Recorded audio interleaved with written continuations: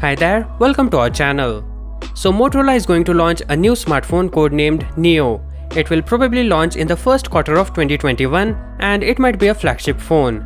Now the reason why we are not sure about this device being a flagship phone is that it's expected to launch under Moto G series lineup, and as everyone knows, Moto G series devices comes under mid-range category.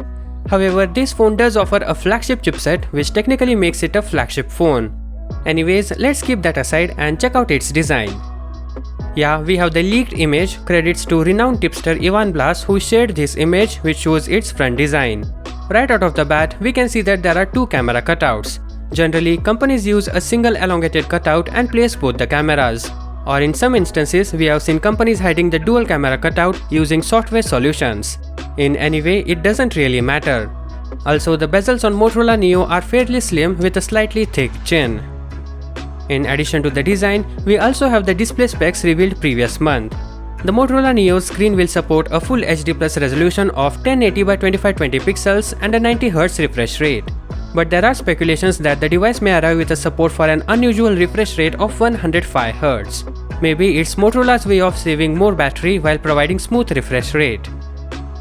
The phone will reportedly come equipped with Qualcomm Snapdragon 865 chipset. Yes, 865 and not the latest 888 chipset, which apparently comes with a 35% performance boost. Now the Snapdragon 865 is still a very capable processor and could help get the Nio price down, but still it would be great to see the Snapdragon 888 power this phone. It will also come with at least 8GB of RAM and 256GB of internal storage. The battery will also be a massive 5000 mAh, but currently we don't have any information on fast charging. When it comes to cameras, previous leaks pointed out at triple cameras being used. The Nio phone includes a 64MP OmniVision lens, a 16MP ultra-wide lens, and a 2MP depth sensor. The dual selfie camera setup of the phone has a 16MP main lens and an 8MP ultra-wide-angle lens. On the software side, Motorola is said to be loading Android 11 with almost stock UI. And that will include the DisplayPort alternate mode we heard about yesterday that will enable the phone to connect to an external monitor or USB-C.